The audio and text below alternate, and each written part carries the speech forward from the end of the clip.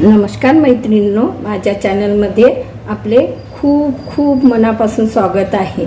मी जोशना कुलुरकर। तुम्हाला प्रथम आपण राखी कोणाला वाहायची, कोणत्या देवाला आपण राखी पहिले बांधायची ते आज आपण व्हिडिओ बनविणार आहोत, ते मी दाखविणार आहे। तर व्हिडिओ स्किप न करता संपूर्ण बघा। आता बघा, मी इथे न आरती तयार करून घेतलेली आहे। एक दिवा प्रज्वलित केलेला आहे आणि एक नाणं घेतलेलं आहे 1 रुपयाचं आणि सुपारी घेतलेली आहे, हळद कुंकू अक्षदा फुलं आणि बघा अशी आपल्याला राखी घ्यायची आहे।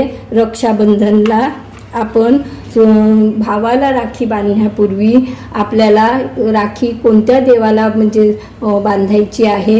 पूर्वी आमची आई देवाला वाहायची, सुरुवातीला सर्व देवांना प्रथम कोणत्या देवाला वाहायची ते मी आज दाखविणार आहे। आणि त्यानंतर वस्तूंना सुद्धा राखी बांधायची। तर आज आपण बघूया कशी बांधायची ती। तर मी आज व्हिडिओ बनवित आहे, तर तुम्हाला दाखवित आहे। चला तर मग बघूया। मी आता इथे अभिषेक करायसाठी दूध घेतलेलं आहे आणि पाणी घेतलेलं आहे, पण पंचामृतही घेऊ शकता। चला तर मग आपण पूजेला सुरुवात करूया। बघा, मी देवासमोरच ही म्हणजे पूजा करीत आहे ही वाली। तर देवघरासमोर तर देवघर आहे माझं, तिथेच मी स्वच्छ जागा पुसून घेतलेली आहे, पाट टाकून घेतलेला आहे, कापड टाकलेला आहे आणि अगरबत्ती लावून घेतलेली आहे। आणि प्रथम आपल्याला दीप प्रज्वलित करायचं आहे। सुरुवातीला अशी रास ठेवायची। कोणतीही पूजा करण्यापूर्वी आपण दीप प्रज्वलित करून दीपाची पहिले स्थापना करीत असतो। त्यानंतर आपण प्रत्येक म्हणजे देवाची किंवा पूजेची सुरुवात करायची असते। दिव्याला खूप महत्त्व आहे, म्हणजे प्रकाश करून आपण पूजा करीत असतो। बघा, या पद्धतीने रक्षाबंधनच्या दिवशी आपण या पद्धतीने पूजा करून आपण आपल्या देवांना राखी म्हणजे वाहू शकतो। तर सुरुवातीला अशा पद्धतीने करायचं आहे। मी गणपतीचं इथे मूर्ती घेतलेली आहे आणि गणपतीचा आपल्याला अभिषेक करून घ्यायचा आहे। आणि पहिले शुद्ध पाण्याने करायचं आहे आणि मंत्रजाप करत जायचा आहे। ओम गणगणपते नमो नमः, ओम गणगणपते नमो नमः मंत्र जाप करायचा आहे। मग दुधाने किंवा पंचामृतने करायचा आहे। ओम गणगणपते नमो नमः, ओम गणगणपते नमो नमःने असं 11 वेळा करायचं आहे। पाण्याने करायचं आहे आणि मग आपल्याला मूर्तीला छान स्वच्छ पुसून घ्यायची आहे। आणि त्यानंतर आपल्याला तांदळाची रास ठेवून आपण मूर्तीची स्थापना करणार आहोत। बघा, या पद्धतीने मी तांदळाची रास ठेवलेली आहे। आता आपण मूर्तीची स्थापना करून घेऊ। बघा, इथे मी तांदळाची रास ठेवली आणि मूर्तीची स्थापना करून घेतलेली आहे। आता आपल्याला त्यात म्हणजे तामणामध्ये आपल्याला बाळकृष्णाची मूर्ती ठेवायची आहे आणि बाळकृष्णाचं अभिषेक करून घ्यायचा आहे। बघा, बाळकृष्णाच्या मूर्तीवर अभिषेक करायचा आहे आणि मंत्र जाप करायचा आहे। ओम नमो भगवते वासुदेवाय, ओम नमो भगवते वासुदेवाय।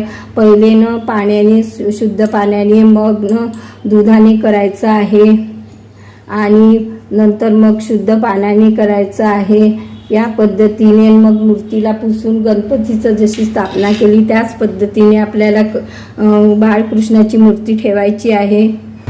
बाळकृष्णाला मी असं छान आता कपडे घालून त्यांना फेटा लावून आता आपण त्यांना तिथे स्थापित करायचं आहे। या पद्धतीने तांदळाची रास ठेवायची आहे आणि ही मूर्ती इथे ठेवायची आहे। आणि रक्षाबंधनच्या दिवशी आपल्याला आपल्या कुलदेवीची म्हणजे मूर्ती म्हणून आपल्याला सुपारी अशा पद्धतीने घ्यायची आहे आणि सुपारीचं अभिषेक करायचा आहे। प्रथम पाण्याने आणि मंत्रजाप करायचा आहे। ओम श्री कुलदेवता नमो नमः, ओम श्री कुलदेवता नमो नमः असं 11 वेळा करायचं आहे। मग आपल्याला दुधाने करायचं आहे आणि पंचामृत असेल तर पंचामृतने करायचं आणि मग शुद्ध पाण्याने करायचं। या पद्धतीने मग ही सुपारी पुसून घ्यायची आणि त्यावरनं विड्याचे पानावर ठेवतात ही सुपारी, पण आज मला मिळाले नाही तर मी आता या पद्धतीनेच ठेवत आहे। तांदळाची रास ठेवली आणि त्यावर मूर्तीची या पद्धतीने मूर्ती म्हणून आपली कुलदेवीची सुपारी ही देवी म्हणून आपण ठेवलेली आहे। तर आता आपल्याला पूजन करायचं आहे। प्रथम आपल्याला दिव्याला हळद कुंकू अक्षदा वाहून घ्यायचे आहे आणि फूल वाहायचं आहे आणि मग गणपती बाप्पाला हळद कुंकू अक्षदा वाहून घ्यायचे आहे आणि फूल वाहायचं आहे आणि आपण हे कापडाचं वस्त्र बनविलेलं आहे ते गणपती बाप्पाला आपल्याला वाहायचं आहे आणि आपल्या गोपाळ कृष्णाला कान्हाला हळद कुंकू अक्षदा वाहून घ्यायचे आहे आणि फूल वाहायचं आहे। आपल्या कुलदेवीला हळद कुंकू अक्षद वाहून घ्यायचं आहे आणि अक्षदा वाहायचं आहे, फूल वाहायचं आहे। आपल्याला सर्व देवांना या पद्धतीने पूजा करायची आहे आणि कुलदेवीसाठी वस्त्रमाळा ही या पद्धतीने वाहायची आहे आपल्याला।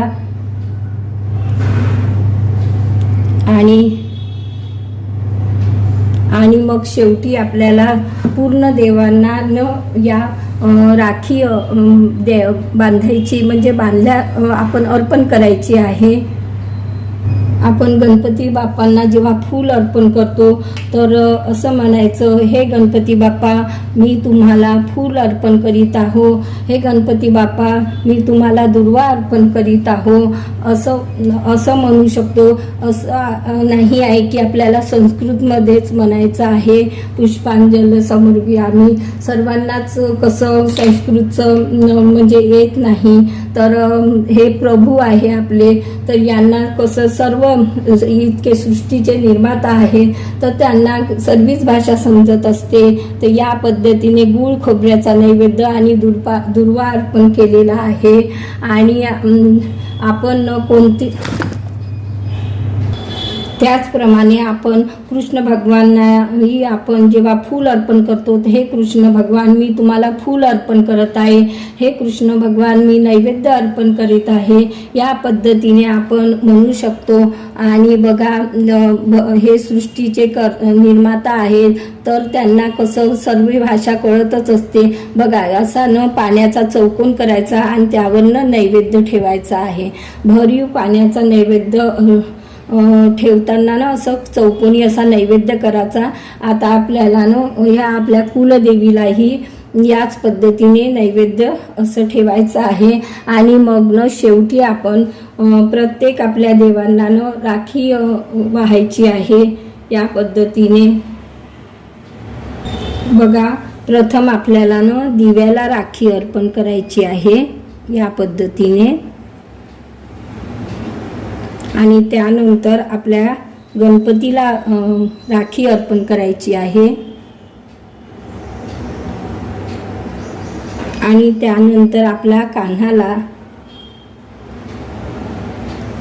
आणि आपल्या कुलदेवीला या पद्धतीने पूजा करायची आहे। त्यानंतरच आपण भावाला राखी बांधू शकतो, अशा पद्धतीने पूजा करायची आहे।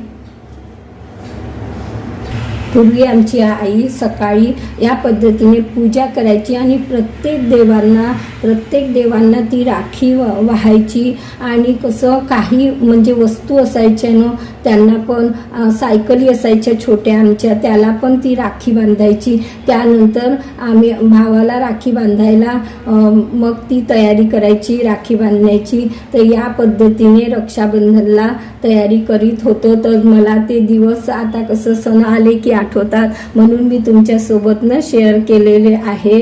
तर कशी वाटली तुम्हाला व्हिडिओ तर कमेंट्स करून कळवा. आणि रक्षाबंधनच्या तुम्हा सर्वांना हार्दिक खूप खूप शुभेच्छा. आणि पुन्हा भेटू नवीन व्हिडिओसोबत. तोपर्यंत मस्त राहा, खुश राहा आणि नवीन नवीन सण येतात ते आनंदाने करत राहा. धन्यवाद. आपल्या संस्कृती जपल्या गेल्या पाहिजे आणि असे छान छान सण येतात ते करत राहिले पाहिजे. तर पुन्हा भेटू नवीन व्हिडिओसोबत. धन्यवाद.